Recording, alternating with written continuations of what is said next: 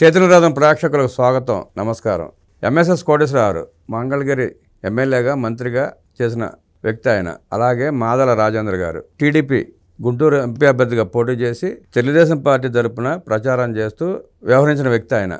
వారి కుమార్తె ఎంఎస్ఎస్ కోటేశ్వరరావు మనవరాలు. వైఎస్ఆర్సీపీ మాజీ ఎమ్మెల్యే కుమారుడి వివాహం చేసిన సందర్భంగా ఎంఎస్ఎస్ కోటేశ్వరరావు పిలుపు మేరకు, రాజేంద్ర గారి పిలుపు మేరకు నారా లోకేష్ గారు ఆ వివాహానికి అటెండ్ అవ్వడం జరిగింది. దాన్ని ఉటంకిస్తూ అప్పసాని రాజేష్ గారు, ప్రముఖ ఎనలిస్ట్, మీ అందరికీ తెలిసిన వ్యక్తి, ఆయన ఒక పోస్ట్ పెట్టడం జరిగింది. ఆ పోస్ట్ పెట్టిన సందర్భంగా తెలుగుదేశం పార్టీ కార్యకర్తల ముసుగులో కొంతమంది విమర్శలు చూసి స్పందించి ఆయన అడిగి ఇంటర్వ్యూ చేయడం జరుగుతుంది. పెళ్ళిళ్ళు రాజకీయాలు ఒకటిగా పోల్చి చూడలేం, కుటుంబాలు రాజకీయాలు ఒకటిగా పోల్చి చూడలేం. రకరకాల పరిణామాల క్రమంలో కొన్ని జరుగుతూ ఉంటాయి. వాటిని ఉటంకిస్తూ వాళ్ళు మాట్లాడిన మాటలు చాలా బాధ కలిగించాయి. దాని మీద వివరణ కోరేందుకు, విశ్లేషణ చేసేందుకు రాజేష్ గారిని ఈరోజు మా స్టూడియోకి ఆహ్వానించడం జరిగింది. రాజేష్ గారిని అడిగి ఆ పోస్ట్ ఏంటి, వాళ్ళు ఎందుకు అలా స్పందించాల్సి వచ్చింది, అసలు కుటుంబాలకి రాజకీయాలకు సంబంధం ఏంటి తెలుసుకునే ప్రయత్నం చేద్దాం. నమస్తే రాజేష్ గారు. నిన్న మీ పోస్ట్ చూశాను నేను రాత్రి. దాని కింద కామెంట్స్ చూసా. కొంతమంది అనుకూలంగా పెట్టారు, కొంతమంది తీవ్రంగా వ్యతిరేకంగా పెట్టారు. అసలు కుటుంబాలకి రాజకీయాలకు సంబంధం ఏంటి, పెళ్ళిళ్ళకి రాజకీయాలకు సంబంధం ఏంటి, దాని మీద మీ విశ్లేషణ కోరుతూ మా ప్రేక్షకులకు తెలియజేయండి. మనకి ఒక నానుడు ఉంది, ఓడంటే కొండంత ఓడు అన్నట్టుగా. ఎన్డీఏ కూటమి ప్రభుత్వం పదవి బాధ్యతలు చేపట్టిన తర్వాత ఎన్డీఏ కూటమి ప్రభుత్వం నుంచి తెలుగుదేశం శ్రేణుల్లో కొంతమందికి కొన్ని ఎక్స్పెక్టేషన్స్ ఉన్నాయి. ఎటువంటి ఎక్స్పెక్టేషన్స్? నిజంగా 5 సంవత్సరాలు జగన్మోహన్ రెడ్డి గారి పరిపాలన హయాంలో అవమానాలు ఎదుర్కొన్నారు, దాడులు ఎదుర్కొన్నారు, కేసులు ఎదుర్కొన్నారు, అరెస్టులు ఎదుర్కొన్నారు, వ్యక్తిత్వ హననాలను ఎదుర్కొన్నారు, ఆర్థిక మూలాలు దెబ్బతీయడం జరిగింది. ఇన్ని ఇబ్బందులు పడ్డ నేపథ్యంలో కార్యకర్త స్థాయి నుంచి పార్టీ అధినాయకుడి వరకు వీటికేం అతీతం కాదు. సాక్షాత్తు చంద్రబాబు నాయుడు గారిని కూడా జైలుపాలు చేసిన నేపథ్యంలో చంద్రబాబు నాయుడు గారిని, ఆయన కుటుంబంలో ఉన్న మహిళలను కూడా వ్యక్తిత్వానికి, దోషణలకి గురి చేసిన నేపథ్యంలో ప్రభుత్వం పదవి బాధ్యతలు చేపట్టగానే వారిని, అంటే ఎవరెవరైతే ఈ విధమైన కార్యకలాపాలకు పాల్పడ్డారో వారందరినీ అరెస్టు చేసి లోపలేస్తారని ఎదురు చూశారు. ప్రభుత్వ ఆలోచన వేరుగా ఉంది. ఇక్కడ కొంత అసంతృప్తి శ్రేణుల్లో మొదలైంది వాస్తవం. రెడ్ బుక్ అమలు చేస్తానని చెప్పిన లోకేష్ దాన్ని అమలుపరచడం లేదు, సాచివే ధోరణి ప్రదర్శిస్తూ ఉన్నారు. మనల్ని వేధింపులకు గురి చేసిన వాళ్ళు ఇప్పటికీ కూడా తలెత్తుకొని బయటే తిరుగుతూనే ఉన్నారు. ఇలా రకరకాల అసంతృప్తి గడాలు పదే పదే సోషల్ మీడియా వేదిక వ్యక్తం అవుతూ ఉన్నాయి. అయితే ఇది ఇక్కడ ఏం జరుగుతుందంటే, ఇది శృతి మించి రాగానబడినట్టుగా, అంటే ఎన్నికలకు ముందు కూడా ఎలా ఉండేదంటే, అసలు జనసేనకు అన్ని సీట్లు ఇటువంటి, ఆ సీట్లు ఇటువంటి, ఆ సీట్లో ఈ అభ్యర్థులను పెట్టడం ఏంటి, బీజేపీతో పొత్తేంటి, ఇలా ఎవరి అభిప్రాయాన్ని వాళ్ళు వ్యక్తం చేస్తూ ఉండేవారు. కాకపోతే ఏంటంటే, end of the day Jaganmohan రెడ్డిని ఓడించడమే లక్ష్యంగా సమిష్టిగా పనిచేశారు, ఆ విజయాన్ని దక్కించుకున్నారు. అదే ఓరవడిని కొనసాగిస్తా వీళ్ళకి మంత్రి పదవి ఇవ్వకపోవటం ఏంటి, వాళ్ళకి మంత్రి పదవి ఇవ్వకపోవటం ఏంటి, వాళ్ళకి మంత్రి పదవి ఇవ్వటం ఏంటి, ఇక్కడ ఈ అధికారిని పోస్టింగ్ చేయటం ఏంటి, ఆ అధికారికి పోస్టింగ్ ఇవ్వకపోవటం ఏంటి, వీళ్ళకి పదవులు ఇవ్వకపోవటం ఏంటి, నిత్యం అంటే కష్టనష్టాలకి కారకుడైన జగన్మోహన్ రెడ్డి ఓడాడనే ఆనందం లేదు, ఇంతటి విజయం దక్కిందని ఆనందము లేదు, ఆనందించటము లేదు. నిత్యం ఒక దిగులు కూడుతోటి, నిత్యం అసమ్మతి, అసంతృప్తి. సోషల్ మీడియా ఓపెన్ చేస్తే అంటే ఎన్నికైన ప్రభుత్వాన్ని మనమే డిక్టేట్ చేస్తాం, ప్రభుత్వం ఏ నిర్ణయం చేయాలనేది మనమే శాసిస్తాం. అంటే ఇది మరీ ఎక్స్ట్రీమ్కి వెళ్ళిపోతూ ఉంది. ఆ ఎక్స్ట్రీమ్కి వెళ్ళి ఏమైపోయిందంటే, చివరికి మొన్న నారా లోకేష్ మంగళగిరి సీకే కన్వెన్షన్లో వివాహానికి హాజరు కావడం జరిగింది. ఆ వివాహం ఎవరిది?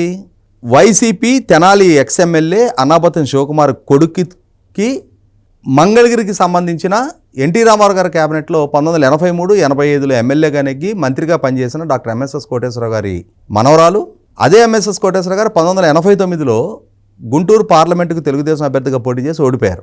అదే ఎంఎస్ఎస్ కోటేశ్వరరావు గారు కొడుకు మాదల రాజేంద్ర, ఆయన 2009లో గుంటూరు పార్లమెంటుకి తెలుగుదేశం అభ్యర్థిగా పోటీ చేసి ఓడిపోయారు. అంటే 89లో తండ్రి ఓడిపోతే 20 సంవత్సరాల తర్వాత కూడా ఆ కుటుంబం తెలుగుదేశంతో ఇంటాక్ట్గా ఉండి తెలుగుదేశంలో ఎంపీగా పోటీ చేసి తండ్రి ఓడిపోయిన స్థానంలోనే కొడుకు కూడా ఓడిపోవడం జరిగింది. అటువంటి సుదీర్ఘ తెలుగుదేశం పార్టీతో అటాచ్మెంట్ ఉంది. ఇప్పుడు రాజకీయంగా వాళ్ళు క్రియాశీలకంగా లేరు. 2009 ఓటమి తర్వాత మాదల రాజేంద్ర తెలుగుదేశంలోనే ఉంటూ కూడా తాను క్రియాశీలకంగా 2014లో వాస్తవంగా తాను గనక టికెట్ కావాలి అంటే తనదే టికెట్, అక్కడ తాను ఇంకా ఎన్నికల పోటీ నుంచి నిష్క్రమించి తన పని అయితే తను చేసుకుంటా ఉన్నాడు. అటువంటి ఆయన కూతుర్ని అన్నాబత్తుని శివకుమార్ కొడుకుతోటి వాళ్ళు మాట్లాడుకున్నారు సంబంధం. అదే మంగళగిరి నియోజకవర్గం నుంచి లోకేష్ వాళ్ళ ప్రాతినిధ్యం వహిస్తూ ఉన్నాడు. అదే నియోజకవర్గంలో తన కాపురం ఉంటున్నాడు. తెలుగుదేశం పార్టీలో సీనియర్ మోస్ట్ నాయకుల కుటుంబంలో పెళ్లి జరుగుతూ ఉంది. వాళ్ళు మర్యాదపూర్వకంగా తను ఆహ్వానించారు. పార్టీతోటి చంద్రబాబు నాయుడు గారి కుటుంబంతో ఉన్న అనుబంధం దృష్ట్యా, అదే సందర్భంలో ఎంఎస్ఎస్ కోటేశ్వర గారి కుటుంబంతో ఉన్న అనుభవం రీత్యా లోకేష్ అటెండ్ అవుతాడు. దానికి అవడంలో తప్పలేదండి. ఇక్కడ ఏం చేస్తున్నారు, ఈ కుటుంబాన్ని మర్చిపోతున్నారు. అన్నాబత్తుని శివకుమార్ కొడుకు పెళ్లికి అటెండ్ అవుతాడా? ఇప్పుడు నైట్ పెళ్ళయింది, నేను అదే ముహూర్తం టైంలో వినుకొండలో వేరే పెళ్ళుండి అటెండ్ అయ్యే, నాకు కూడా ఆహ్వానం ఉంది, శివకుమార్ సైడ్ నుంచి ఆహ్వానం ఉంది. ఇక్కడ ఒక అంశాన్ని చెప్పాలి. ఈ అన్నాబత్తుని శివకుమారు ఎన్టీ రామారావు గారి క్యాబినెట్లో ఎంఎస్ఎస్ కోటేశ్వర గారితో పాటు మంత్రిగా పనిచేసిన అన్నాబత్తుని సత్యనారాయణ గారి కొడుకు. 1983-85లో అన్నాబత్తుని సత్యనారాయణ గారు తెలుగుదేశం పార్టీలో కొనసాగున్నారు. ఈ అన్నాబత్తుని శివకుమార్ కూడా 2012 వరకు తెలుగుదేశం పార్టీలోనే ఉన్నాడు. 1994 నుంచి 2004 వరకు నేను గ్రామ స్థాయిలో నాయకుడిగా ఉన్నా. ఆలపాటి రాజా గారు మా నియోజకవర్గం నుంచి ఎమ్మెల్యే మంత్రిగా పనిచేశారు. మా రాజా గారితో పాటుగా ఎన్నో సందర్భాల్లో మా ఇంటికి వచ్చేవారు ఆయన. మా ఊర్లో ఏదైనా కార్యక్రమం ఉన్నప్పుడు రాజా గారితో పాటు తను కూడా మా ఇంటికి వచ్చేవాడు. వీళ్ళ బాబాయ్ గారి పిల్లలు, వీళ్ళ సొంత బాబాయ్ అన్నాబత్తుని బాబు గారి పిల్లలు 4 కొడుకులు, సదాశివరావు, కాశీ విశ్వనాథ్, రాజా, వేణు. ఈ రాజా తెనాలి పట్టణ తెలుగుత అధ్యక్షుడిగా పనిచేశారు. వీళ్ళు నాకు చిన్నప్పటి నుంచి మిత్రులు. ఈ శివకుమారు వాళ్ళ అన్న అన్నాబత్తుని శ్రావణ కుమార్ గారు హరికృష్ణ గారు రాష్ట్ర తెలుగుత అధ్యక్షుడిగా ఉన్నప్పుడు గుంటూరు జిల్లా తెలుగుత అధ్యక్షుడిగా శ్రావణ కుమార్ గారు పనిచేశారు. శ్రావణ గారు సతీమణి అన్నాబత్తుని జయలక్ష్మి గారు ఇప్పటికీ గుంటూరు పార్లమెంటు తెలుగు మహిళా అధ్యక్షురాలు. వారి తండ్రి జయలక్ష్మి గారి తండ్రి సకుత్రామయ్య గారు తెలుగుదేశం పార్టీ నుంచి జడ్పీ చైర్మన్గా పనిచేశారు. తెనాలి నుంచి ఆలపాటి రాజా గారు ప్రాతినిధ్యం వహిస్తున్న నేపథ్యంలో ఇక తనకు రాజకీయంగా అక్కడ పోటీ చేసే ఆస్కారం లేదు కాబట్టి ఆయన వైసీపీని ఎంచుకున్నాడు. వైసీపీలో నెగ్గాడు. 2014లో ఓడి 2019లో నెగ్గాడు. నెగ్గిన తర్వాత ఆయన చాలా విపరీత దూరంతో తెలుగుదేశం పార్టీ నాయకత్వాన్ని విమర్శించాడు. అక్కడ కార్యకలాపాలు అలాగే కొనసాగించాడు. మీరు కూడా ఖండిస్తే వీడియోలు కూడా చేశారు. అమరావతి నిరసన శిబిరాన్ని తగలబెట్టించాడు. మరి అంత సుదీర్ఘ పరిచయం ఉన్న మనం ఏమన్నా స్పేర్ చేశాం ఆయన్ని? మీరు ఖండించారు, ధర్నాలో పాల్గొన్నారు. అక్కడ చంద్రబాబు నాయుడు గారిని తెనాల్లో అడుగుపెట్టినవని అన్నాడు. అడుగుపెట్టినవని అంటే దాన్ని సవాలుగా తీసుకొని ఆలపాటి రాజా గారు చంద్రబాబు నాయుడు గారిని, లోకేష్ గారిని తెనాలికి తీసుకొచ్చారు. రాజా గారు నాకు కాల్ చేశారు, అరే ఇంత ప్రెస్టేజ్గా ఉంది, నువ్వు కంపల్సరీ బయలుదేరి రావాలి అని అంటే నేను కూడా వెళ్ళడం జరిగింది. మా గ్రామం నుంచి 150 మంది మేము కర్రలు తీసుకొని వెళ్ళాం. అవసరమైతే కలవరదానికి సిద్ధపడి వెళ్ళాం. మేము నారాకోడు నుంచి ర్యాలీగా తోడుకొని వచ్చాం. మార్కెట్ సెంటర్లో ఎక్కడైతే నిరసన శిబిరాన్ని దహనం చేశారో అదే ప్లేస్లో చంద్రబాబు నాయుడు గారు, సిపిఐ రామకృష్ణ గారు, పత్తిపాటి పుల్లారావు గారు, నక్కా ఆనందబాబు గారితో పాటుగా మరుసటి రోజు పేపర్లో వచ్చిన ఉన్న ఫోటోలో 5వ వ్యక్తి నేనే, అమరావతి జెండా పట్టుకొని నేను కూర్చొని ఉంటాను వాళ్ళతో పాటు. ఏం శివకుమార్ నేను స్పేర్ చేయలా. అదే సందర్భంలో నేను యూట్యూబ్లో శాటిలైట్ ఛానల్స్లో మాట్లాడటం మొదలుపెట్టిన సందర్భంలో ఎన్నో సందర్భాల్లో శివకుమార్ని బాహటంగా విమర్శించడం జరిగింది. చివరికి ఎలక్షన్ రోజు క్యూ లైన్లో జరిగిన ఘర్షణలో గొట్టిముక్కల సుధాకర్ మీద ఇతను దాడి చేయటం, సుధాకరు ఇతను చెంపకు పెట్టి కొట్టిన అంశాన్ని కూడా లైవ్ డిబేట్లో నేను శివకుమార్ని విమర్శించడం జరిగింది. ఎక్కడ రాజకీయంగా స్పేర్ చేయలే మనం. అదే సందర్భంలో మరి వాళ్ళ కొడుకు పెళ్లి జరిగింది. అతను ఈ రాజకీయ విభేదాలని పరిగణలోకి తీసుకోకుండా నాకు కూడా స్వయంగా కాల్ చేసి ఇన్వైట్ చేశాడు. నాకు అదే టైంకి ఆ పెళ్లి ముహూర్తం టైంకే వినుకొండలో వేరే పెళ్లికి అటెండ్ అవ్వాల్సి ఉంది. నేను హాజరు కాలేని పరిస్థితుల్లో ఆ రోజు ఉదయం పెళ్లి కొడుకుని చేసేటప్పుడు వెళ్ళి ఆ పిల్లాడికి అక్షంతలేసి వచ్చేసాను నేను. అతను మర్యాదగా పిలిచాడు, నా మర్యాద నేను నిలబెట్టుకున్నా. రాజకీయంగా ఆయన పార్టీ అయిందే, మన పార్టీ మనదే. ఇప్పుడు దీనికి అసలు ఏదో ఆగర్భ శత్రువుల్ని హ్యాండిల్ చేసినట్టుగా లోకేష్ని అతనేదో చేయకూడదు తప్పు చేసినట్టుగా, చివరికి నేను దీన్ని అసలు ఈ అమ్మాయి వాళ్ళ వైపు కుటుంబ చరిత్ర ఏంటి, ఎవరి పెళ్ళికి లోకేష్ వెళ్ళాడు, ఎందుకు లోకేష్ని నిందిస్తున్నారు, అన్నాబత్తుని శివకుమార్ ఇంటికి లోకేష్ వెళ్ళాలా? అవునండి, పెళ్ళికి వచ్చాడంట. ఇక్కడ రాజేంద్ర గారు అమ్మాయి అయితే దానికి ఏమంటారు, అటువంటి వాళ్ళతో అందుకోవటానికి సిగ్గుండాలి అని చెప్పని కామెంట్ పెడుతున్నారు. ఇక్కడ ఆలోచించుకోవాల్సింది ఏంటి అంటే, పెళ్లి సంబంధాలు కుటుంబ నేపథ్యం చూసి కుదుర్చుకుంటారు, రాజకీయ పార్టీల నేపథ్యం చూసి పెళ్లి సంబంధాలు కుదుర్చుకోరు. ఇవాళ రాష్ట్రంలో వీళ్ళిద్దరి మధ్య చెరొక పార్టీకి సంబంధించిన వాళ్ళకి పెళ్లిళ్ళు కుదిరినాయా? అనేక కుటుంబాలు కలిసే ఉన్నాయి. కొత్తపల్లి సుబ్బారాయుడు ఏ పార్టీలో ఉన్నాడు, జగంపూడి రామ్మోహన్ గారు ఏ పార్టీలో ఉన్నాడు? వాళ్ళిద్దరి మధ్య వీరకం కుదరలేదా? నల్లపల్లి శ్రీనివాసరెడ్డి గారు తెలుగుదేశం పార్టీలో మంత్రిగా కొనసాగుతున్న రోజుల్లో సుదీర్ఘ కాంగ్రెస్ నాయకత్వం అయిన జేసీ దివాకర్ రెడ్డి గారి తమ్ముడు ప్రస్తుతం తెలుగుదేశం నాయకుడు జేసీ ప్రభాకర్ రెడ్డి గారిని ఆయన ఇంటి అల్లుడికి చేసుకున్నాడు. ఆదినారాయణ గారి తమ్ముడు మరి ద్వారంపూడి చంద్రశేఖర్ రెడ్డి గారితో వీరకం అందుకున్నాడు. మరి వాళ్ళిద్దరు చెరో పార్టీల్లో లేరా? అవేవి అంశాలు కాదు. ఇవాళ తెలుగుదేశం స్థానిక శాసనసభ్యురాలు భూమా అఖిలప్రియ గారితో తీవ్రంగా విభేదించే ఏవి సుబ్బారెడ్డి గారి అమ్మాయిని బోండవమ్మ గారి అబ్బాయికి ఇచ్చారు. చేశారు. అవును. మరి ఇవన్నీ ఆమోదయోగ్యమా? వీళ్ళిద్దరి మధ్య సంబంధం కుదిరితే వాళ్ళకి కుటుంబాలు నచ్చి వాళ్ళు మాట్లాడుకున్నారు, ఆ పెళ్లికి పిలిచారు, వెళ్ళకపోవటం మన ఇష్టం. అంతేగాని వాళ్ళు సంబంధాలు ఎందుకు కుదుర్చుకున్నారు, వాళ్ళకి సిగ్గు లేదని మాట్లాడటం ఏంటి? ఇవాళ ఎవరి పిల్లల్ని ఎవరికి ఇచ్చుకోవాలనేది కూడా మనం డిక్టేట్ చేస్తామా, మనం శాసిస్తామా? ఇది 100% ఆక్షేపణీయం. అంటే ఈ ఒరవడు కొనసాగించి చంద్రబాబు నాయుడు గారిని లోకేష్ని ఇదే విధంగా తప్పు పట్టుకుంటే వెళ్ళి రేపు అల్టిమేట్గా ఏం సాధించాలనుకుంటున్నారు, ఏం సందేశం ఇవ్వాలనుకుంటున్నారు మీరు? ఇక్కడ ఒక అంశం గమనిద్దాం. ఇవాళ తెలుగుదేశం సోషల్ మీడియాగా చలామణి అవుతున్న వీళ్ళందరూ 2019లో కూడా తెలుగుదేశం వారేగా, 2014లో కూడా తెలుగుదేశం వారేగా, 2009లో కూడా తెలుగుదేశం వారేగా. నాకు తెలిసి తెలుగుదేశం కార్యకర్తలు తెలుగుదేశం పార్టీతోటే ఉంటారు. ఏదైనా కొద్దిమంది అటు ఇటు మారితే మారచ్చు. ఇవాళ సోషల్ మీడియాలో క్రియాశీలకంగా ఉన్న వాళ్ళందరూ ఇవాళ గెలుపు మా కష్టం అని చెప్పుకుంటున్నాళ్ళు. మరి 2019 ఓటమికి మీ బాధ్యత, అది బాధ్యత తీసుకోవాలి. ఆ రోజు కూడా మీ బాధ్యత కాదు, మీరేం తప్పు చేయాలి ఆ రోజు కూడా. ఇవాళ కూడా గెలుపు మీ కష్టం ఉంది, మీరు చేసిన ప్రచారం ఉంది. కానీ ఆ రోజు ఓటమికి మీ బాధ్యత కాదు, ఇవాళ గెలుపు కూడా మీ ఒక్కరి ఘనత కాదు. అది మొట్టమొదటి రిలీజ్ గండి.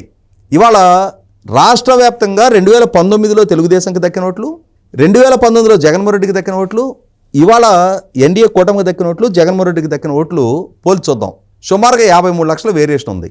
ఈ 53 లక్షల వేరియేషను మీరు అందరూ ఆ రోజు తెలుగుదేశంలో ఉన్నారు, ఇవాళ తెలుగుదేశంలో ఉన్నారు. మీరు అదనంగా పెరిగిన ఓట్లేం కాదు, 50 లక్షల ఓట్లు అదనంగా పెరిగినాయి. ఎవరు వాళ్ళు?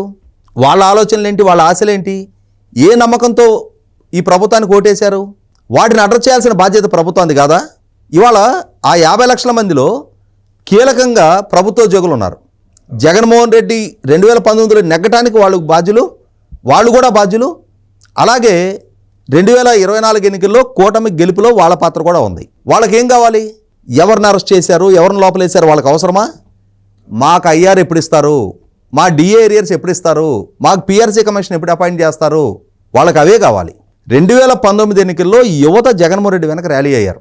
అతను చేసిన యోబేరి అని చెప్పిన ప్రచారంతో, ప్రత్యేక హోదా సాధిస్తానని చెప్పిన ప్రచారంతో, లక్షల ప్రభుత్వ ఉద్యోగుల భర్తీ చేస్తాను, మెగా డిఎస్సి కండక్ట్ చేస్తానని చెప్పిన వాగ్దానంతో, 13 జిల్లాలని 13 హైదరాబాద్కి అభివృద్ధి చేస్తాను, వలసలేని ఉపాధి కల్పిస్తానన్న వాగ్దానంతో ఆ రోజు యువత జగన్మోహన్ రెడ్డి వెనక ర్యాలీ అయ్యారు. అతనితో వంచనకు గురైన యువత ఒక నైరాశ్యంలో ఉన్న నేపథ్యంలో లోకేష్ ఒక ఆపద్బాంధవులా కనపడ్డాడు వాళ్ళకి.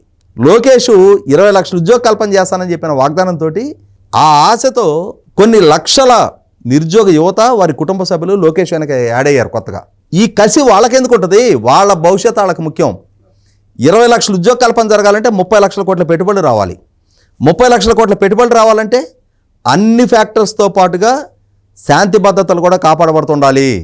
ఇవాళ ప్రభుత్వం 24 గంటలు అభివృద్ధిని వదిలేసి, అంటే 20 లక్షల పెట్టుబడులు రావాలంటే రోడ్ ఇన్ఫ్రాస్ట్రక్చర్ బాగుండాలి, పోర్ట్ ఇన్ఫ్రాస్ట్రక్చర్ బాగుండాలి, గవర్నమెంట్ పాలసీస్ బాగుండాలి, అన్ఇంటరప్టెడ్ పవర్ ఉండాలి, ల్యాండ్ అవైలబిలిటీ ఉండాలి, వాటర్ అవైలబిలిటీ ఉండాలి, మెరుగైన గవర్నెన్స్ ఉండాలి. మరి ఇవన్నీ ఉండాలి అని అంటే ప్రభుత్వం అధికారాన్ని సక్రమంగా, అంటే అభివృద్ధి దిశగానే అడుగులేయించాలి.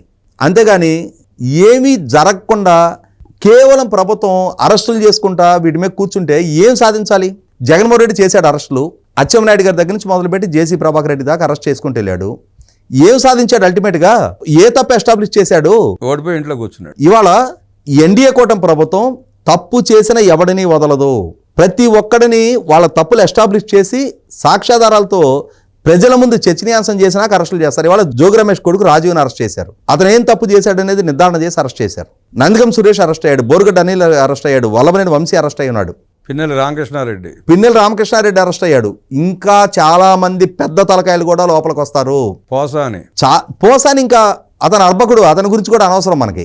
చాలా పెద్ద వాళ్ళు, నేను చెప్తున్నా, హెడ్ ఎండ్స్ కూడా లోపలికి వస్తారు.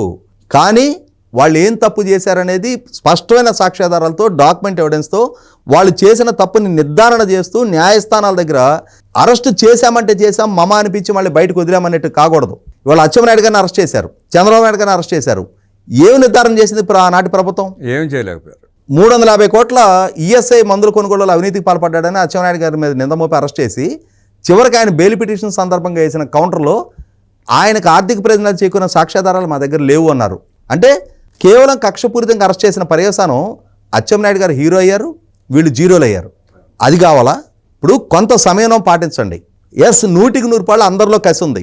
జగన్మోహన్ రెడ్డి వ్యవహరించిన వ్యవహార శైలికి, అతని విధ్వంసానికి, అతని క్రూరత్వానికి చట్టపరంగా గుణపాఠం చెప్పాలని కోరిక మీది ఎట్లయితే ఉందో అది నెరవేరుతుంది. కానీ ఈలోగా మీ నాయకత్వాన్ని మీరు అవమానపరచుకోవడం ఏంటి? మీ నాయకత్వానికి వ్యతిరేకంగా మీరు పోస్టులు పెట్టుకోవడం ఏంటి? సరే, చంద్రబాబు నాయుడిని తప్పించి ఇంకెవరన్నా ప్రత్యామ్నాయం ఉన్నారా మీ దగ్గర? ఇక్కడ ప్రశ్నించడం తప్పులేదు, నిలదీయడం కూడా తప్పులేదండి. కాకపోతే దారుణంగా బూతులు కూడా వాడుతున్నారు. నేను అదే అంటున్నా, ఇవాళ చంద్రబాబు నాయుడు గారిని తప్పిస్తారు, నెక్స్ట్ ఆప్షన్ ఏమైనా ఉందా మీ దగ్గర? లేదు. అంటే రేపటి రోజున రాష్ట్రం ఏం కావాలి? ఇవాళ నేను ఇందాక ప్రస్తావించినట్టుగా ఒక్కొక్క వర్గం హై ఎక్స్పెక్టేషన్తో ఈ ప్రభుత్వాన్ని కోరి తెచ్చుకున్నారు. ఇవాళ సోషల్ మీడియాలో ఉన్న ఈ కొద్ది వేల మంది మాత్రమే ఓట్లేస్తే ఈ ప్రభుత్వం అధికారంలోకి వచ్చిందా? కోట్ల మంది ఓట్లతోటి ఈ ప్రభుత్వం అధికారంలోకి వచ్చింది. ఇవాళ కోట్ల మంది ఆకాంక్షలను నెరవేర్చాల్సిన బాధ్యత ఈ భుజస్కంధాల మీద మోస్తూ ఉన్నారు. అటువంటప్పుడు మీరు ఈ నెగిటివ్ క్యాంపెయిన్ చేయడం ద్వారా అల్టిమేట్గా రేపటి రోజున మీకు మీరు నష్టం చేసుకుంటున్నారు. ఇవాళ మీరేదో చంద్రబాబుని మేము ఏమైనా అనగలుగుతున్నాం అనుకుంటున్నారు. చంద్రబాబుని ఏమైనా అనగలుగుతారు. మీరు చెప్తున్నట్టుగా రేపు 2029లో మళ్ళీ జగనే వస్తాడని చెప్పని చెప్తున్నారు కదా, ప్రెడిక్ట్ చేస్తున్నారు కదా. అదే నిజం అయిన రోజు ఆ రోజు తెలుస్తుంది. మొన్నే కానీ జగన్ వచ్చున్నట్టయితే, మొన్న జగన్మోహన్ రెడ్డి ల్యాండ్ టైటిలింగ్ యాక్టే ఇంప్లిమెంట్ అయ్యి ఉన్నట్టయితే ఎవరి పరిస్థితి ఏంటి, ఎవరి కుటుంబాలు ఎంత భద్రతగా ఉన్నాయనేది ఒక నిర్ధారణ అయ్యి ఉండేది. కానీ వాళ్ళ ప్రమాదాల నుంచి బయటపడి ప్రశాంతంగా గుండెల మీద చేసుకొని నిద్రపోతున్న సందర్భంలో ఈ రకమైన నిత్య అసంతృప్తి రాజశేఖర రెడ్డి హయాంలో చూసేవాళ్ళం. ఈ నిత్య అసంతృప్తి ఆయన ముఖ్యమంత్రి కాకముందు నిత్యం అసమ్మతి ఏ ప్రభుత్వం ఉన్నా కూడా. అదే ఇవాళ ప్రతి సోషల్ మీడియా కార్యకర్త నుంచి ఇదే వ్యక్తం చేస్తూ ఉన్నారు. నేను చెప్తున్నా, ఈ అసంతృప్తి నుంచి బయటపడండి, దక్కిన అధికారాన్ని ఎంజాయ్ చేయండి. ఇవాళ మీ కళ్ళ ముందు చాలా జరగబోతూ ఉన్నాయి. లోతైన విషయాలు నాకు కూడా చాలా తెలుసు. ఒక్కొక్కటి సమయం సందర్భం వచ్చినప్పుడు స్పష్టమైన సాక్ష్యాధారాలతో ఎస్టాబ్లిష్ చేస్తూ ఎవడికి ఏ రకంగా చట్టాన్ని పరిచయం చేయాలో ఆ రకంగా పరిచయం చేస్తారు. మీరు కొద్దిమంది హిడెన్ ఎజెండాతో పోస్టులు పెట్టగానే ఆ ఉచ్చులో పడి ఆ ప్రభావంతో ప్లేయింగ్ టు ద గ్యాలరీస్, నలుగురు మాట్లాడుతున్నారు, మేము మాట్లాడిపోతే మేము ఎక్కడ వెనకబడతాము అని చెప్పని మీరు కూడా తయారైపోయి ఎవరికాళ్ళు ఇదే విధమైన ప్రచారానికి దిగకండి. అదే ఆ ఉచ్చులో పడి ఈ విషప్రచారాన్ని ప్రచారం చేస్తూ వాళ్ళు ఇబ్బంది పడుతూ అధిష్టానాన్ని ఇబ్బంది పడే ప్రయత్నం చేస్తున్నారు. 2021 అప్పసాని రాజేష్ గారు, అడుసుమల్లి శ్రీనివాసరావు గారు రోడ్డు మీద రావటానికి భయపడిన రోజున స్టూడియోలకు వచ్చి నిర్భయంగా మాట్లాడి తెలుగుదేశం పార్టీ వాణిని వేడిగా వినిపించిన వ్యక్తులు వాళ్ళు ఏదైనా చేశారంటే దాని వెనక చాలా ఆలోచన ఉంటుంది. అది కూడా విస్మరించి మీరు వాళ్ళు పెట్టిన పోస్టుల కింద పిచ్చి కామెంట్లు పెడతాం బాధ కలిగించింది. అలాగే నారా చంద్రబాబు నాయుడు గారికి, నారా లోకేష్ గారికి ఎప్పుడు ఏం చేయాలో, ఎక్కడ ఏం చేయాలో వారిద్దరికి బాగా తెలుసు. వారిని వదిలేస్తే ఈ రాష్ట్రాన్ని అభివృద్ధి చేయడంతో పాటు మీ అందరి భవిష్యత్తు కూడా చాలా బాగుండాలని కోరుకుంటూ అప్పసాని రాజేష్ గారికి ధన్యవాదాలు చెప్తూ నమస్కారం.